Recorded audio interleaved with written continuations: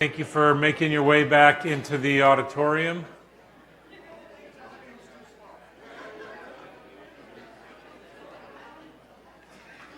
If you don't already have a handout, make sure you get one.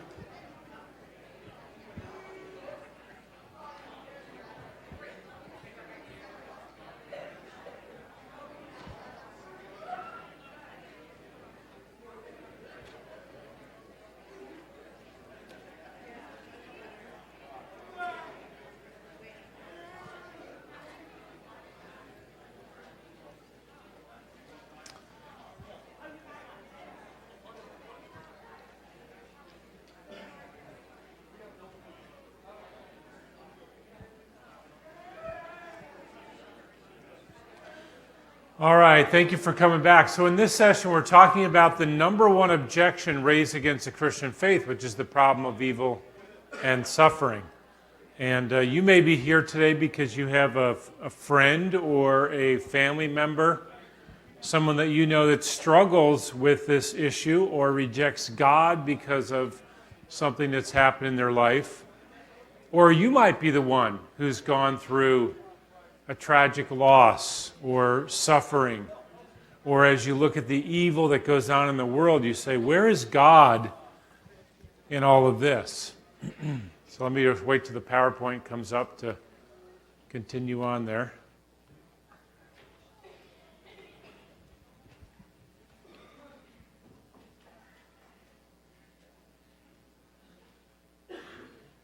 If you want to take your Bibles and turn to John 11, we'll get to John 11 eventually.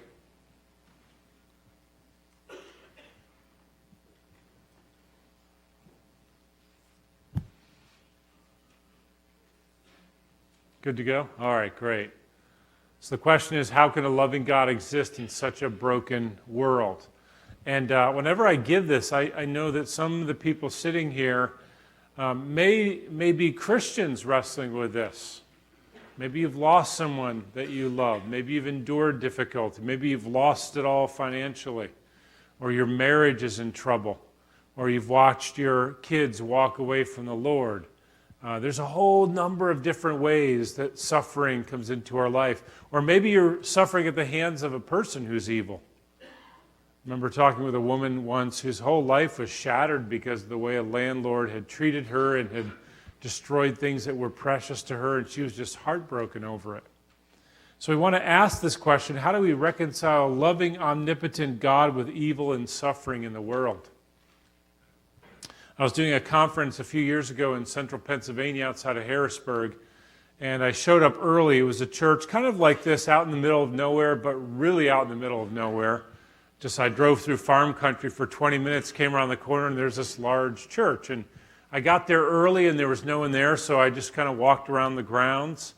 And they had a graveyard next to their church where they buried church members and others. And as I was walking through the graveyard, I noticed that there were these 7 almost identical grave markers. I thought, that's interesting. And as I walked up and down the row, I realized every person on this row had the same last name, and that they all died on the same day. And they were ages 6 months through 11 years old. I thought, what in the world? I think 2 or 3 boys and the rest were girls. So when the pastor arrived, I said, what is the story there? And he said, I'm really surprised you don't know about it. It made national news. It was in 2011. There was an Amish farmer nearby who was out delivering milk in the middle of the night. His wife was out in the barn milking the cows, and one of the boys came running from the house and said, Mama, the house is on fire. And the family lost 7 children in one day from ages 6 months through 11 years old.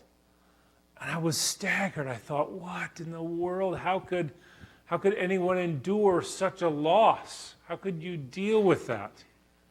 And when we look at our world, because of the internet, we are so much more aware in our day and age, aren't we, of the evil that takes place in the world, the suffering that happens in the world. And it raises the question, where is God?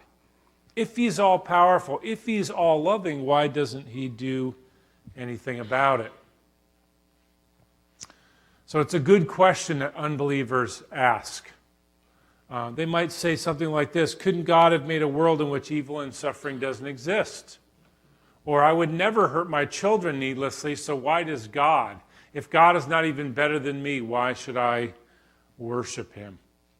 And notice the standard argument against God for atheism, formulated hundreds of years ago by the Scottish philosopher David Hume, does not argue that atheism is true because there's no evidence for God, but it argues against God purely on the basis of the presence of evil and suffering in the world.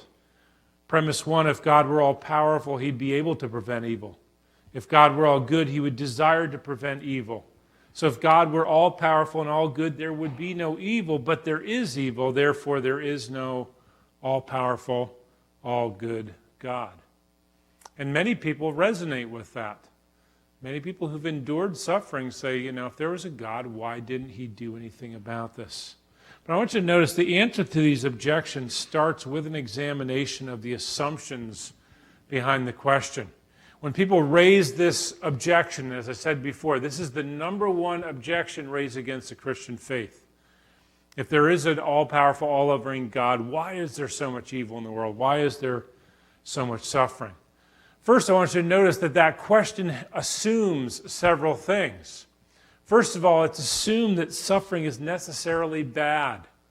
That is, it assumes that anything that's not exactly the way it should be, anything that's not perfect, is a bad thing in and of itself. It also is assumed that people are basically good and innocent, so that suffering is somehow unfair. That is, we don't deserve this. And we use the term innocent bystander, but we do recognize before God no one is innocent. We have all sinned and fall short of the glory of God. And sometimes this question is asked as if people are truly innocent, and therefore whenever God allows evil and suffering, it is always unjust to do that. It's also assumed that evil and suffering cannot result in good that will make it worthwhile. I have a picture here of Johnny Erickson Tada. Many of you know her story. When I was a teenager, a new Christian, there were comic books about famous people like Roger Staubach of the Dallas Cowboys, and there was one of her. At 17 years old, she was swimming with friends and dove into a lake and hit her head on a rock, broke her neck, became a quadriplegic at 17. Now she's in her 60s or early 70s. And she has suffered for all these years, yet her life has been a testimony to the power of someone who will not be hindered or limited by her disability. She has blessed the lives of hundreds of thousands of disabled people around the world. She's influenced governments to be more concerned about those who are disabled. So sometimes this question is asked as if suffering could not result in good when it obviously can in some ways. And notice the final assumption. It assumes that there is meaning to the events in the world and to the suffering of people. That's why it's a good question. When you meet someone who asks this question, I always want to affirm that it's a good question because they are longing to make sense of evil and suffering in the world, and that is a good thing. Here's the problem with those who are evolutionists, atheists. If evolution is true, that we came about through blind time and chance, and natural selection winnows out those that are less fit, then when we see evil and suffering, we should actually applaud. We should applaud the evolution is doing its work, that the weak are being weeded out. But we don't, do we? Intuitively, we know the world is not the way it's supposed to be. We look and say, that kind of injustice that goes on, that's not supposed to be that way. But if you believe in evolution, if you're an atheist, that is exactly the way the world is supposed to be. Because that is the way evolution, natural selection works. And the problem is even the most ardent atheists and skeptics, when they see evil and suffering, object to that. They want to blame it on God, not realizing that they should actually be applauding natural selection. But see, we're made in the image of God. That's why intuitively we say that's not right. And as Christians, going back to one of those first questions, we don't believe that God made the world this way, do we? God made the world perfect, without sin, without fall. It was incomplete in the sense that Adam and Eve had not been tested yet, but God gave them a world in which there was no sin and death, and yet they chose that. And so the Christian view is God didn't make the world this way, but Adam and Eve brought a curse upon this world, and that's the way it is. But we can also say as Christians, since that's the way it is, that there is meaning and purpose to things in life. But again, if you're an evolutionist, you cannot say that. It's a contradiction. Notice some of the answers that people try to give to the problem of evil and suffering. There's the non-reality of evil view. Eastern religions such as Hinduism, Buddhism, Taoism, they deny that evil and suffering are any more than an illusion. That is one of the goals in Eastern religions, is to rid yourself of the notion, number one, that you exist. You don't really exist. You think you do, and that's part of your problem. That's why you suffer. And to rid yourself of the illusion that suffering exists. And when you fully rid yourself of that illusion, you begin to obtain enlightenment. I don't have any Buddhist friends because I live in Lancaster County. It's the whitest place in America, I think. I've never lived in a place so ethnically undiverse. But I would say to a Buddhist friend, so there's no such thing as pain and suffering, right? Yeah, that's right. Okay, why don't you hold your thumb there? I'm just going to grab my hammer. 1, 2, no pain and suffering, right? No, because we all know we've experienced pain and suffering. Those times you walk through the bedroom at night in the dark on the way to the bathroom and your little pinky toe reaches out and catches the corner of the dresser, right? Suddenly pain becomes very real. And so this view really doesn't work with the situations in the world. Notice also some would hold to a weakness of God view. God does not overcome evil because he cannot, even though he wants to. Some have a limited view of God, that he's not able to, he doesn't have the power to. And of course that provides no hope. There's the free will view that God has nothing to do with evil because he cannot interfere without impinging on man's free will. Listen, God would love to help you, but he can't get in the way of what you want to do. The problem is when you open the Bible, all the time God is impinging on, interfering with man's free will. Isn't he? And thank God that he does. When you pray for someone to be saved, aren't you praying that God will override their self-righteousness so that they can see their sin? That God will override their rejection of Christ and be able to see Christ as glorious as their need? That is God all the time, by his grace, interferes. He interferes in our attempts to sin, doesn't he? Have you ever fully intended to sin and suddenly God, makes the phone ring or something like that? Why? Because God does impinge on our free will, thankfully. And notice, fourthly, Christian fatalism. This is the view I think I was taught growing up as a relatively young Christian. I don't know if those who are my pastors and youth pastors meant to teach it, but this is kind of the message I got. Listen, God's in control, and you can't avoid suffering. Don't let it get you upset. Just stoically accept it. Just take it even keel. Don't get too happy. Don't get too sad. All things work together for good, so actually it's a blessing. I know your hand just got chopped off by that machine, but it's a blessing. Praise the Lord for that. Don't cry over it. Well, that's not a Christian view. We should, what does the Bible say? Weep with those who weep. Rejoice with those who rejoice. That is, pain and suffering is real, and we are real human beings. Therefore, we should recognize that grief is a good thing. Read Psalm 88 sometime. We'll read many of the Psalms. They're all about the grief and suffering of someone who wrestles with, why is the world this way? God, why do you tolerate the evil to succeed? Why do you tolerate the righteous to be persecuted? And just to mention a couple of books out there, there's a book out there by Paul David Tripp, the well-known counselor, called Suffering. I strongly encourage you to look at that one. And then there's one called Making All Things New, Restoring Joy to the Sexually Broken.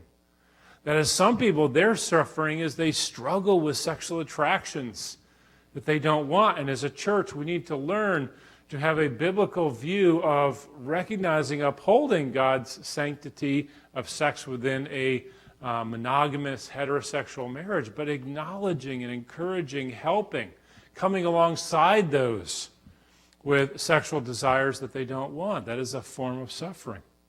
In other words, the Christian view of suffering ought to be, it is a tragedy when something bad happens. We have missionaries that we support who work with inner city folks in Lancaster. And they're a young couple, very good. They work with college students at the local trade school. And recently they found out 4 months into their pregnancy that their baby would be anencephalic. The brain and skull would never fully form, which means within minutes after birth the baby would die. And most doctors will tell you to abort. When I was a pastor, we had a couple in our church that had this issue, and the wife couldn't find a doctor who would deliver the baby. They just said, no, if you don't abort, I won't be your doctor anymore. And recently this couple that we support now endured then the last 5 months of pregnancy knowing that their baby would die. That's real suffering.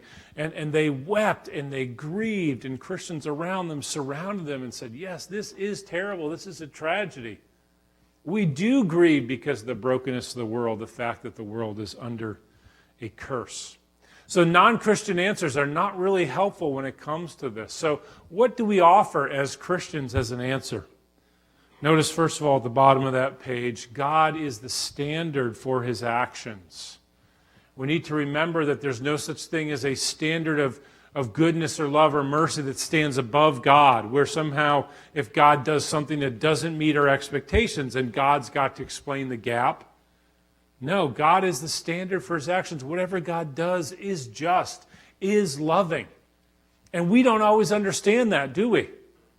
I remember when my oldest daughter was about 4 or 5 years old, we had to take her to the doctor for a very painful procedure. And I remember the doctor said, okay, lay her down here.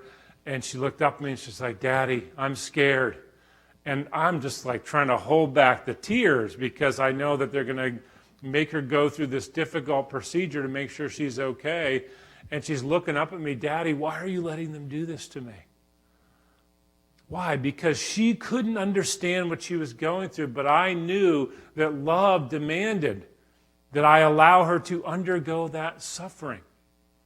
And we have to remember that when God brings things into our lives, it's because he knows things that we don't know, and we simply have to trust him that what he's bringing into our lives is good. By the way, here's the alternative. A lot of skeptics I know don't like that answer. That's not good enough. Okay, here's the problem though. We still have the same broken world. If there's no God, the same conditions exist, and now nothing matters and nothing means anything. Right? Saying God doesn't exist doesn't erase the suffering. It's still there. But now you have suffering there's no meaning for because there's no intelligence in the universe. It's blind time and chance. Therefore, suffering is meaningless, and yet we still weep as people. We intuitively think it shouldn't be this way because we're made in the image of God and we can't escape that. I shared yesterday that when we just passed the 13th anniversary of when my mom, who had recently moved down to live near us, and my mom was in her early 60s, deeply involved in our kids' lives, teaching them to swim, teaching them to ride bikes, and play volleyball. You're probably thinking, where were you, Mark, as a parent? You know? But my mom loved to be in the lives of my kids and my niece and nephews, deeply involved grandmother, very active. And she had just moved to live near us with my sister about 10 minutes away. And one day in April, 13 years ago, she was on her way over to our house to pick up my wife to go shopping. And she never arrived. And I was heading into the woods with my kids and my nephews to go hiking. And we were just about to pass the point where the cell phone reception died. And I got a phone call, and I almost ignored it. It was from my wife. She said, Mark, your mom's been in an accident. You got to come right away. So got the kids back in the car, drove as fast as I could to the fire station, just in time to see them load my mom on a helicopter. She was unconscious, but there was no blood, no obvious injury. They flew her down to the University of Pennsylvania. We waited 7 hours while she underwent emergency brain surgery. She'd been crossing a busy road and was T-boned by a work truck. So we waited 7 hours, and the doctors came out and said, we really don't know what's going to happen. And we're just going to have to wait and see. So day after day, if you've ever done this, you know how agonizing it is. We sat by her bedside. And every muscle twitch, every involuntary movement, we thought, oh, she's waking up. She's going to be okay. And after 5 days, the neuro team came in, sat down with us, and they said, there's no brain activity. She's never going to wake up. We can either take her off the life support now and you can let nature take its course, or we can put her in a nursing home, and again, she'll never wake up, and a few years from now, she'll catch pneumonia and die. And we thought, Lord, why? Why? This makes no sense. To this day, I have no idea why God took her when he did. And we made the awful decision to say, okay, well, we know her wishes that she wouldn't want to live this way, so we removed her from the ventilator, and over the next couple hours, her heart slowed down and she went to be with the Lord. I don't know why God did that. And some of you that are going through hard times, he brings things into your life, and there's no explanation. But I do know this, if there is no God, it doesn't mean anything. There's no purpose in it. It will never be made right. I will never have an explanation. But because I believe God guides all things, someday I'll know why. Someday God will show me. And I know it was for a purpose, even if I don't understand. So I can't look to God and say, you are unjust, because that's judging God by my expectations of how things should go.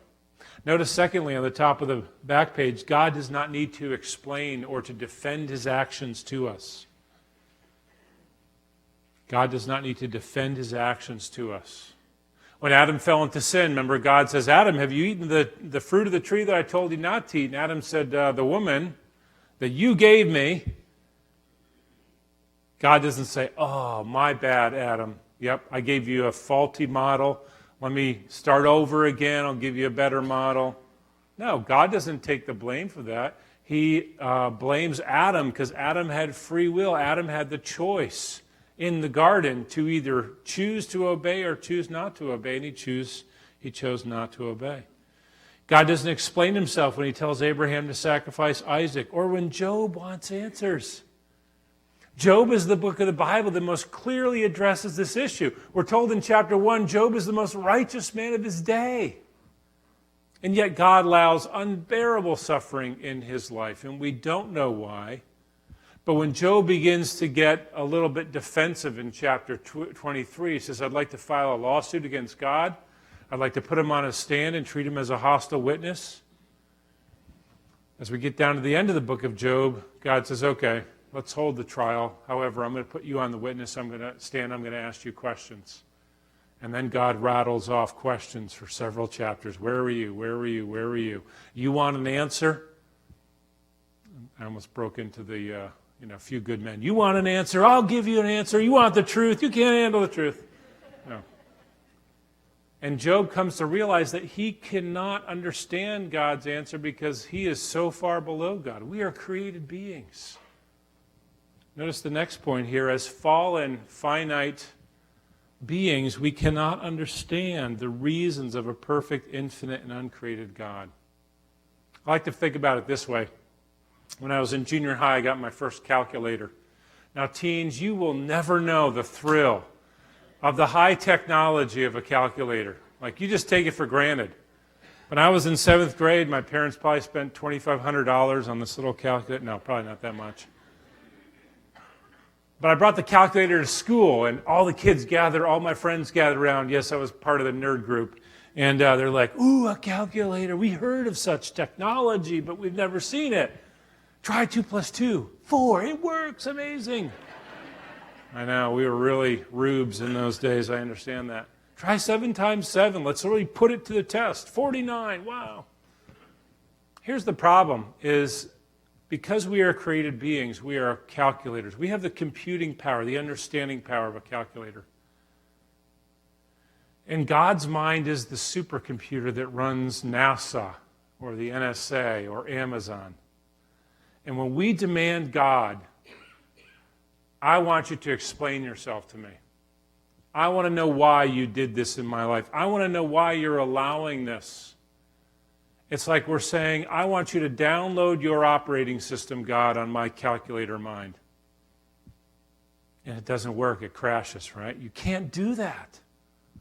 Now, the feeling and the impulse to ask for an answer is okay. The Psalms are full of David saying, "How long, O Lord? Why, O Lord?" You look in Revelation, the scenes in heaven, all those who've been martyred for the faith cry out to the Father on the throne, "How long, O Lord, until you redeem us?"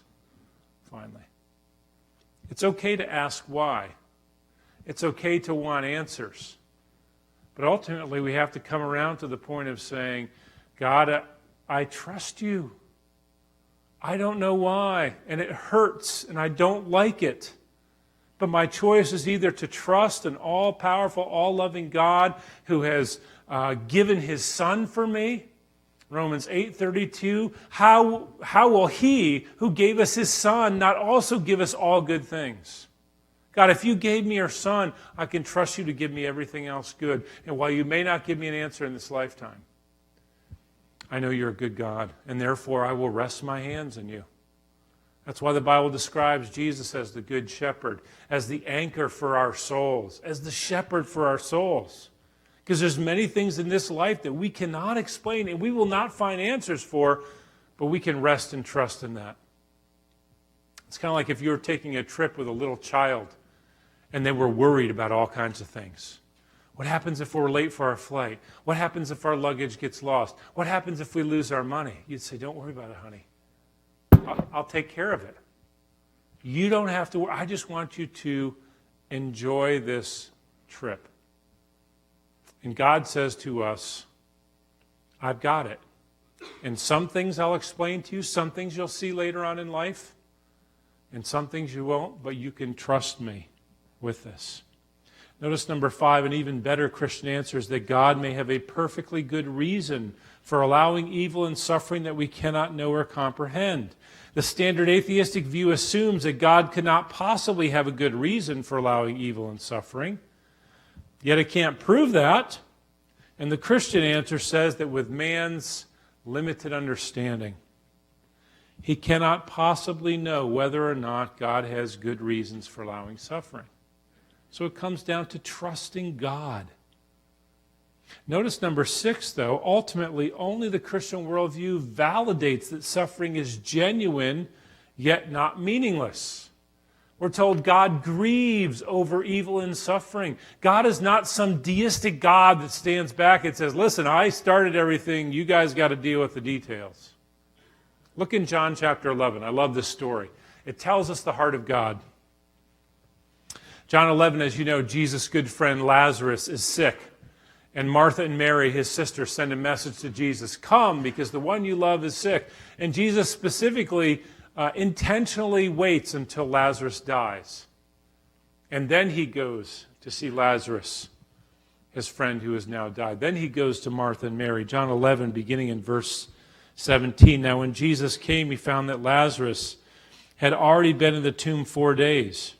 Bethany was near Jerusalem, about 2 miles off, and many of the Jews had come to Martha and Mary to console them concerning their brother. So when Martha heard that Jesus was coming, she went and met him, but Mary remained seated in the house. Martha said to Jesus, "Lord, if you had been here, my brother would not have died. But even now I know that whatever you ask from God, God will give you." Jesus said to her, "Your brother will rise again." Martha said to him, "I know my eschatology. I know that at the last day that my brother will rise again." Jesus said to her, "Martha, I am the resurrection." It is a future event because I am the resurrected Christ, and Jesus is about to die and rise again at this point. Jesus says, "I am the power. I am the one who raises from the dead. Whoever believes in me, though he die, yet shall he live. And everyone who lives and believes in me shall never die." Do you believe this? She said, "Yes, Lord, I believe that you are the Christ, the Messiah, the Son of God, who's coming into the world." Tim Keller points out the fact that here's Martha. She needs a ministry of truth. She comes to Jesus and says, "Lord, if you'd been here, he would not have died." And Jesus says, "Let me give you a lesson in theology. I'm the one who raises people from the dead. And I'm so glad that you believe that your brother will someday rise from the dead. You haven't lost hope." That's a wonderful reminder for us as Christians that those who die in Christ will rise again, that we will see our loved ones again. It's a wonderful reason why we should be active in seeking to reach people so that they would have eternal life.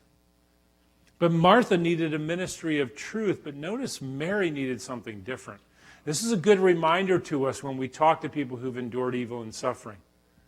When they say something like, how can you believe in a God when there's so much evil and suffering in the world? We need to take the time to ask questions like, have you lost someone? Have you endured suffering? Is that why you're asking the question? And some people truly want an explanation. Could you explain to me how God could be all loving and all powerful and yet allow these things in the world? How can that be? Explain that to me. They need a ministry of truth. But many times people need what Mary needs, a ministry of tears. Verse 28, when Martha had said this, she went and called her sister Mary, saying in private, the teacher is here and is calling for you. And when she heard it, she rose quickly and went to him. Now Jesus had not yet come into the village, but was still in the place where Martha had met him. When the Jews who were with her in the house consoling her saw Mary rise quickly and go out, they followed her, supposing that she was going to the tomb to weep there. Now when Mary came to where Jesus was and saw him, she fell at his feet, saying to him the same exact words.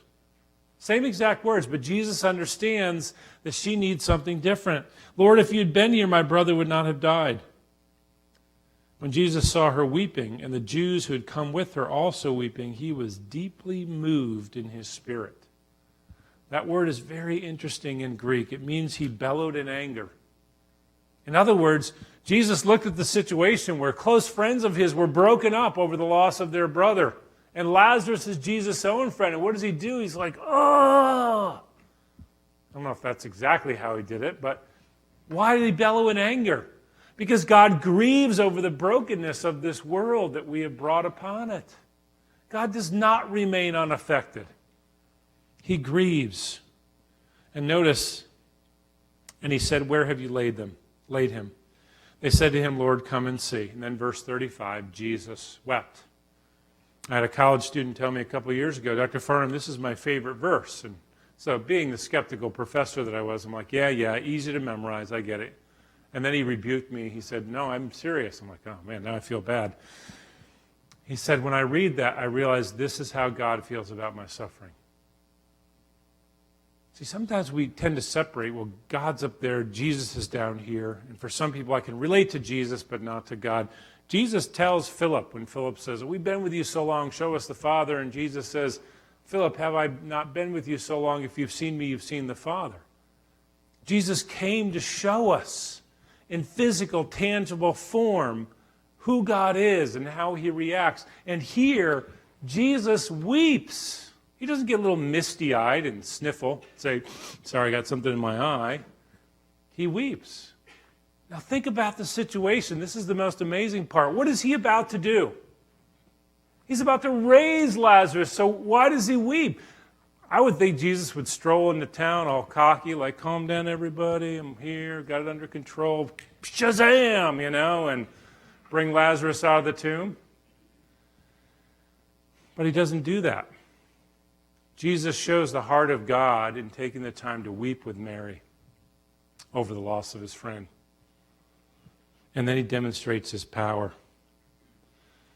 He says, take away the stone in verse 39. Martha, the sister of the dead man, always the logical one, says, Lord, I love the King James, by now he stinketh. You don't want to open that door, trust me. And notice what Jesus says, did I not tell you that if you believed, you would see the glory of God? So he took away the stone. And Jesus lifted up his eyes and said, Father, I thank you that you have heard me. I knew that you always hear me, but I said this on account of the people standing around, that they may believe that you sent me. When he had said these things, he cried out with a loud voice, Lazarus, come out! The man who had died, the dead man, came out, his hands and his feet bound with linen strips, and his face wrapped with a cloth. This is the God that we have, who cares, who weeps with us, who grieves, who sympathizes. Remember, Hebrews tells us we don't have a high priest who doesn't know what we're going through. This is why when we talk to people going through evil and suffering, we should be careful never to say, I know exactly what you're going through. You don't. And don't make trivial comparisons. Oh, I'm so sad that your mother's suffering with cancer. You know, my cat also had cancer. I'm sorry, there's no comparison. But if you have suffered something similar, you can say, I don't know what you're going through. I know that when my mom was in an accident, when my mom died, it was devastating to us. So I'm going to pray for you because I can't imagine the pain and suffering you're going through. As Christians, we need to learn to be wise in our compassion for others. We need to grieve with them. Ask ourselves or ask the Lord, does this person need a hug? Do they need compassion? Or do they need someone to tell, here's the truth, that Jesus can solve our problems. Jesus can fix the curse of sin. Notice God himself experienced the greatest suffering on our behalf in order to ensure an end to suffering. I can say to people, I don't know why God's allowing that in your life, but I do know this: God has ensured that you will never suffer eternal punishment, eternal separation from him. God has taken care of your greatest problem, and I know he can help you through this. So 7, ultimately, only the Christian worldview has grounds to call evil what it is.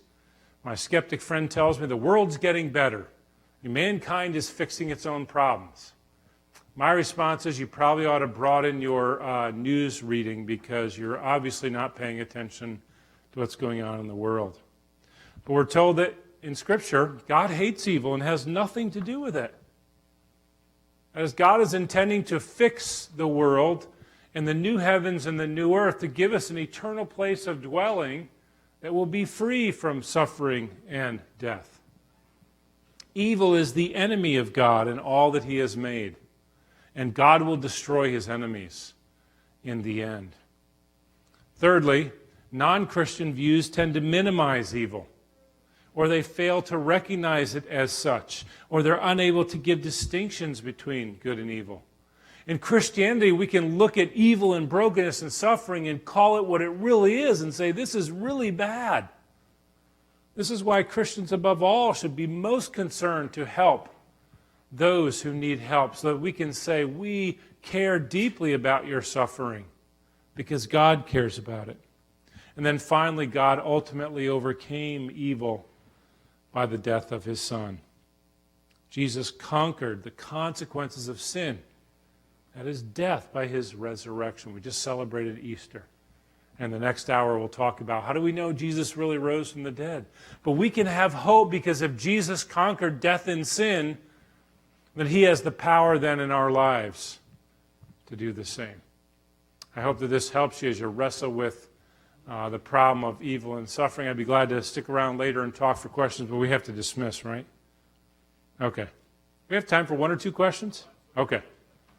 Any questions on this topic? This is, again, like a rapid fire, back the dump truck up and dump it on you.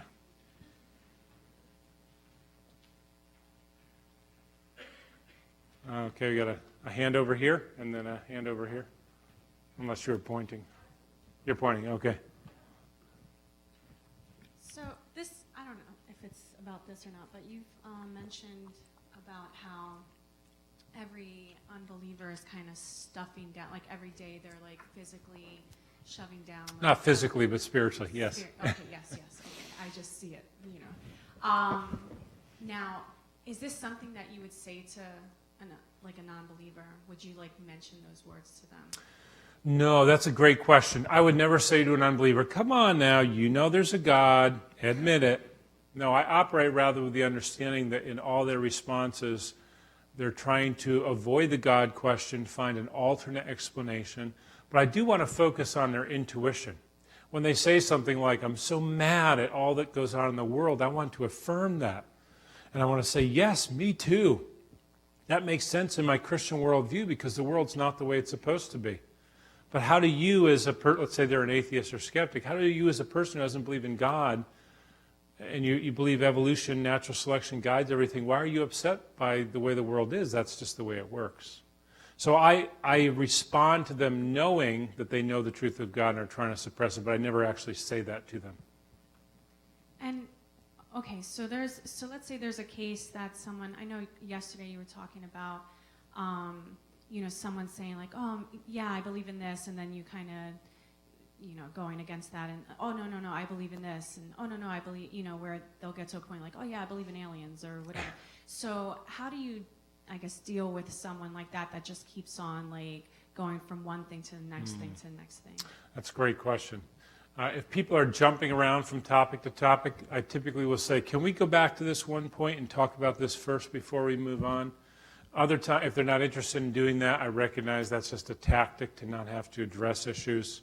If people throw one objection at you and before you can answer it, they throw another one.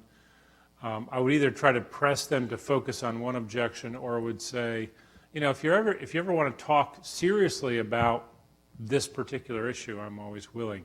But at some point you could say that we really can't talk because you won't focus on one particular issue. That makes sense. Time for one more question.